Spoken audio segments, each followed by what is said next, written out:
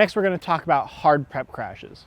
We do hard prep crashes both at the flat and the port position, and we'll demonstrate both here. From the flat position, we're going to have 2 checkpoints, and we often do this at a quarter note pace, although it can be done at an 1/8 note pace and a slower tempo, or if need be, a 1/2 note pace at a very quick tempo. The first position is going to take us from flat to a roughly 45-degree angle. This is the first checkpoint of the hard prep, which we will often put on count 7 of a 2 prep 7/8 for the crash on 1. We have a 45-degree angle of the cymbals, and we say that we have a fist spacing in between the 2 tips. To get to this first position, we're going to pop there right on the beat. 1, 2, 3, 4. Notice that he moves in a very short, quick pathway, and when he gets there, he puts the muscle in that is necessary to stop the cymbals where they should be.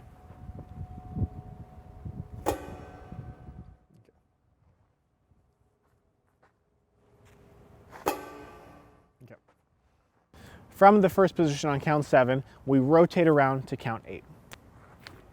The second position we loosely define as a 90-degree angle with a few inches of space horizontally and vertically between the cymbals. This is going to set us up for that flam coming in 2 inches above the left cymbal. So from this second position, as we bring the cymbals together for the crash itself, we have this 2 inches of offset, and we also bring the angle down. The right hand adjusts so that way we come to a similar sort of contact that we have for a flat crash, which we define as roughly 15 to 20 degrees. So together we have a 2 count prep, 7, 8, and then the crash on 1. We'll demonstrate this prep 7, 8, 1, nice and slow, still noticing that it's a hard pop every time. 5, 6, 7, 8. 5, 6, 5, 6, 7, 8. 5, 6, 5, 6. 5, 6, 5, 6.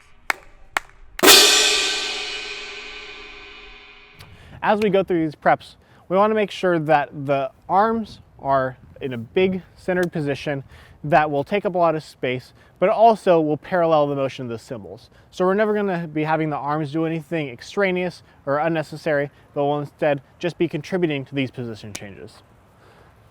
As we go to count 7, watch Josh's elbows. So we see here that the arms are following along the angle of the plates, and that we have a fist spacing in between the cymbals, and that the cymbals are still lined up equidistant from the body.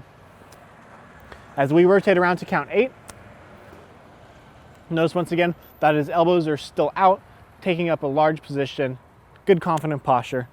And then as we come together for the final crash, we end back up at that flat position.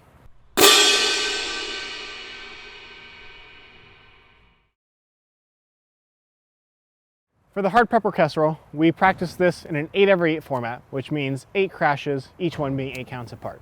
Here we have a prep 7, 8, the crash on 1, and then similar motions 2, 3, 4 to close. So that's 7, 8, 1, 2, 3, 4.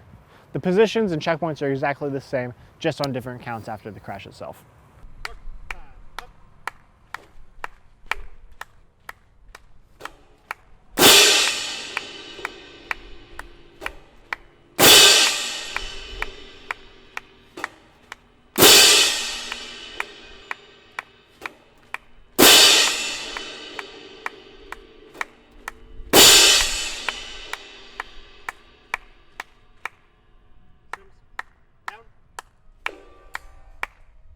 One of the keys here is that we're looking for those unison preps and releases all together. 7, 8, 1, 2, 3, 4 are all together across the line, and we're still shooting for that vibrant, loud sound quality, but we still need the softness in the hands that we achieve in the flat position.